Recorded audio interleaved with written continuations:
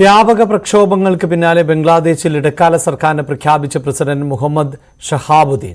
സമാധാന നൊബേൽ ജേതാവ് മുഹമ്മദ് യൂനിസ് പ്രധാനമന്ത്രിയാകും. നിലവിൽ വിദേശത്തുള്ള യൂനിസ് ഉടൻ തന്നെ ബംഗ്ലാദേശിൽ എത്തുമെന്ന് അറിയിച്ചിട്ടുണ്ട്.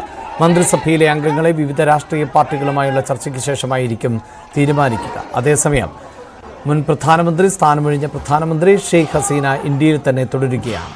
ഹസീനയ്ക്കെതിരെ ബംഗ്ലാദേശിൽ വന്നേക്കാവുന്ന കേസുകളിൽ നിന്ന് നിയമപരിരക്ഷ നൽകാനാവില്ലെന്ന് ബ്രിട്ടൻ വ്യക്തമാക്കിയതോടെയാണ് ഇന്ത്യയിൽ തന്നെ ഹസീന തുടരുന്നത്. വിവരങ്ങളുമായി ഇന്റർനാഷണൽ ഡെസ്കിൽ നിന്ന് ഐഷുത്തുൽ ഷംനയാണ് ചേരുന്നത്. ഷംന, ബംഗ്ലാദേശിൻ്റെ ഭാവി എന്ത് എന്നതാണ് അറിയേണ്ടത്. മുഹമ്മദ് യൂനിസ് ആണ് ഇടക്കാല സർക്കാരിനെ നയിക്കുക. അതിന് അദ്ദേഹം സമ്മതം അറിയിച്ചിട്ടുണ്ട്. അദ്ദേഹം ഉടൻ വിദേശത്ത് നിന്ന് മടങ്ങിയെത്തും എന്നുള്ളതാണ്. മന്ത്രിസഭാ രൂപീകരണം ആയി ബന്ധപ്പെട്ട ചർച്ചകൾ, അതിൽ പ്രധാനപ്പെട്ട പ്രതിപക്ഷ പാർട്ടികൾ, പ്രത്യേകിച്ച് Bangladesh nationalist party, Bangladesh Jamaat-e Islami party പോലെയുള്ള രാഷ്ട്രീയ പാർട്ടികളുടെ പ്രതിനിധികളെ ആരൊക്കെയാണ് എന്നത് സംബന്ധിച്ച് തീരുമാനമാകുന്നുണ്ടോ? ഒപ്പം അവാമി ലീഗിന് ഈ പുതിയ മന്ത്രിസഭയിൽ ഇടമുണ്ടാകുമോ? അതിലൊക്കെ വ്യക്തത വന്നിട്ടുണ്ടോ?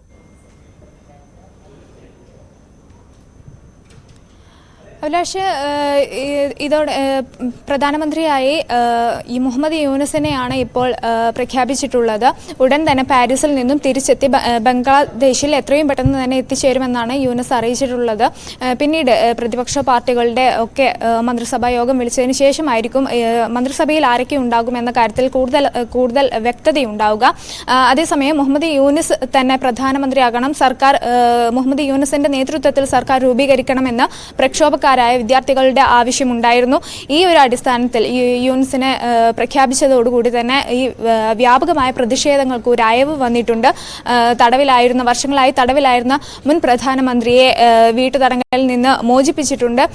വരും ദിവസങ്ങളിലും ഇനി ഈ മുഹമ്മദ് യൂനിസിന്റെ നേതൃത്വത്തിൽ സർക്കാർ രൂപീകരിക്കുന്നതോടെ ബംഗ്ലാദേശിലെ ഈ പ്രക്ഷോഭങ്ങൾക്ക് അയവുണ്ടാവും, ഒരു സമാധാന അന്തരീക്ഷം ഉണ്ടാകുമെന്ന് തന്നെയാണ് കരുതപ്പെടുന്നത്.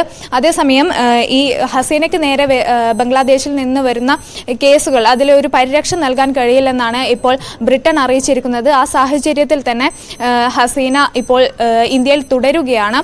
വരും ദിവസങ്ങളിലും ഇന്ത്യയിൽ തുടരുമെന്നാണ് അറിയിക്കുന്നത്. ഒപ്പം തന്നെ ഈ യുകെയുടെ നിയമം അനുസരിച്ച്, ഈ എമിഗ്രേഷൻ നിയമം അനുസരിച്ച് താൽക്കാലികമായി ഒരു അഭയം നൽകാൻ കഴിയില്ല. മാത്രവുമല്ല, ഈ രാഷ്ട്രീയ അഭയം തേടണമെങ്കിൽ യുകെക്ക് പുറത്ത് നിന്നാവാൻ പാടില്ല. ഇതാണ് അവിടുത്തെ ഒരു നിയമം. അതുകൊണ്ട് തന്നെ ഇപ്പോൾ ബ്രിട്ടൻ കൈ ഒഴിഞ്ഞിരിക്കുകയാണ് ഹസീനയെ. ഈ ഒരു സാഹചര്യത്തിലാണ് ഇന്ത്യയിൽ തന്നെ തുടരാനുള്ള ഒരു നീക്കം. എന്തായാലും അന്താരാഷ്ട്ര സംരക്ഷണം ആവശ്യമുള്ള അവർ ആദ്യം എത്തിച്ചേർന്ന സുരക്ഷിതമായ രാജ്യം, അതായത് ഇപ്പോൾ ഇന്ത്യയിലാണ് എത്തിച്ചേർന്നത്. അതുകൊണ്ട് തന്നെ ആയിരിക്കും അവിടെ തുടരുക. വരും ദിവസങ്ങളിൽ മന്ത്രിസഭയിൽ ആരൊക്കെ ഉണ്ടാകും എന്ന് സംബന്ധിച്ച് കൂടുതലായ കാര്യങ്ങൾ വരും മണിക്കൂറുകളിൽ ഉണ്ടാകുമെന്നാണ് പ്രതീക്ഷിക്കുന്നത്. നിലവിൽ യൂനിസ് ഉള്ളത് പാരീസിലാണ്. എത്രയും പെട്ടെന്ന് തന്നെ പാരീസിൽ നിന്ന് എത്തി, അവിടെ കുറച്ച് മെഡിക്കൽ ആവശ്യങ്ങളുണ്ട്. അതിനുശേഷം എത്രയും പെട്ടെന്ന് തന്നെ ബംഗ്ലാദേശിൽ തിരിച്ചെത്തുമെന്നാണ് യൂനിസ് അറിയിച്ചിട്ടുള്ളത്. അതേസമയം അതിർത്തി പങ്കിടുന്ന രാജ്യങ്ങളോട് ജാഗ്രത പുലർത്തണമെന്ന് നിർദ്ദേശമുണ്ട്. എന്നാൽ ഇന്ത്യ അത്തരത്തിൽ ഭയപ്പെടേണ്ട ഒരു കാര്യമില്ലെന്നാണ് ഇപ്പോൾ വിദഗ്ധരടക്കം വിലയിരുത്തുന്നതും. എന്തായാലും ഈ ഇന്ത്യക്ക് ബംഗ്ലാദേശുമായി അതിർത്തി പങ്കിടുന്ന ഇന്ത്യ നിലവിൽ ബംഗ്ലാദേശിൽ നിന്നും ഒരു തിരിച്ചടി ഉണ്ടാവാൻ സാധ്യതയില്ലെന്നാണ് വിദഗ്ധർ പറയുന്നത്. അപ്പോഴും രണ്ട് കാര്യങ്ങളുണ്ടല്ലോ.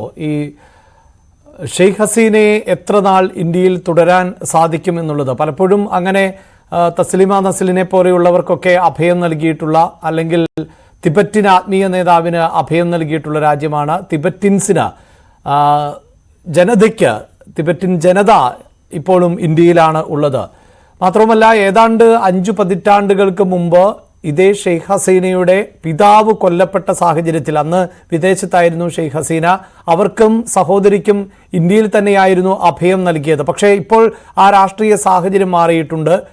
വലിയ വിയോജിപ്പുകളെ തുടർന്ന്, വലിയ പ്രതിഷേധങ്ങളെ തുടർന്നാണല്ലോ ഷെയ്ഖ് ഹസീനയ്ക്ക് പുറത്തു പോകേണ്ടി വന്നത്. അപ്പോൾ ഇന്ത്യ ഈ വിഷയത്തെ എങ്ങനെയാണ് നോക്കിക്കാണുന്നത്? ബ്രിട്ടൻ, അമേരിക്ക ഉൾപ്പെടെയുള്ള രാജ്യങ്ങൾ ഷെയ്ഖ് ഹസീനയ്ക്ക് അഭയം നൽകാനുള്ള സാധ്യത അവസാനിച്ചു കഴിഞ്ഞു എന്നാണ് അറിയാൻ സാധിക്കുന്നത്. അങ്ങനെയെങ്കിൽ ഇന്ത്യ ഈ വിഷയത്തെ എത്രത്തോളം പ്രധാനപ്പെട്ടതായി കാണുന്നുണ്ട്? പ്രത്യേകിച്ച് തീവ്ര ഇസ്ലാമിസ്റ്റ് ചിന്താഗതിക്കാർ സർക്കാർ രൂപീകരിച്ചാൽ അത് പ്രതിസന്ധിയാകുമെന്നുള്ള ഇന്റലിജൻസ് റിപ്പോർട്ടുകൾ അടക്കം നേരത്തെ തന്നെ ഇന്ത്യക്ക് ലഭിച്ചിരുന്നല്ലോ. തീർച്ചയായും അഭിലാഷ്, ഈ ബ്രിട്ടൻ അടക്കം കൈയൊഴിഞ്ഞ ഒരു സാഹചര്യത്തിൽ ഹസീന എത്ര കാലം ഇന്ത്യയിൽ എന്നത് ഒരു വലിയ ചോദ്യം തന്നെയാണ്. എന്തായാലും ഇന്ത്യയിലെത്തിയ ഹസീന ഇപ്പോൾ ഗസാബാദിലെ വ്യോമത്താവളത്തിലാണ്, അവിടെ തന്നെ തുടരുകയാണ്. ഒപ്പം തന്നെ ഇന്ത്യ വിട്ടാൽ UAE, Qatar, Saudi Arabia, Belarus തുടങ്ങിയ രാജ്യങ്ങളിലേക്ക്, ഫിൻലൻഡ് തുടങ്ങിയ രാജ്യങ്ങളിലേക്ക് പോവാനാണ് സാധ്യത. ഹസീന അങ്ങോട്ട് പോവാനാണ് സാധ്യത എന്നാണ് ഇപ്പോൾ ദേശീയ മാധ്യമങ്ങളടക്കം റിപ്പോർട്ട് ചെയ്യുന്നതും. എന്തായാലും കുറച്ച് ദിവസങ്ങൾ കൂടി ഇന്ത്യയിൽ തുടരുമെന്നാണ് ഇപ്പോൾ അറിയിച്ചിട്ടുള്ളത്. ബംഗ്ലാദേശിലെ രാഷ്ട്രീയ സാഹചര്യങ്ങളെ സൂക്ഷ്മമായി നിരീക്ഷിച്ചു വരികയാണ് ഇന്ത്യ. കഴിഞ്ഞ ദിവസം തന്നെ പ്രധാനമന്ത്രി ഉൾപ്പെടെ നിർണായകമായ യോഗങ്ങൾ ചേർന്നു, സർവകക്ഷി യോഗം ചേർന്നു. ആ സർവകക്ഷി യോഗത്തിൽ ദേശീയ സുരക്ഷാ ഉപദേഷ്ടാവ് സാഹചര്യങ്ങൾ ഉൾപ്പെടെ വിശദീകരിക്കുന്ന പശ്ചാത്തലം ഉണ്ടായി.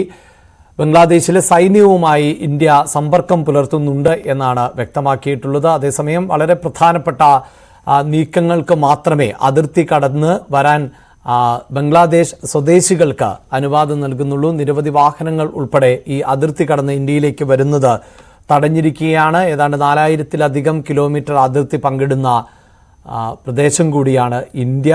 മാത്രവുമല്ല, അതിർത്തികളിൽ പലപ്പോഴും വേലികൾ ഇല്ല, അങ്ങനെ ഒരു സെപ്പറേഷൻ ഇല്ല എന്നതും എടുത്തു പറയേണ്ടതാണ്. അതുകൊണ്ട് തന്നെ പലായനത്തിനുള്ള വലിയ സാധ്യത ഉൾപ്പെടെ കാണുന്ന ഒരു പശ്ചാത്തലത്തിൽ ഇന്ത്യ അതീവ ജാഗ്രതയോടുകൂടിയാണ് വിഷയത്തെ നോക്കി കാണുന്നത്.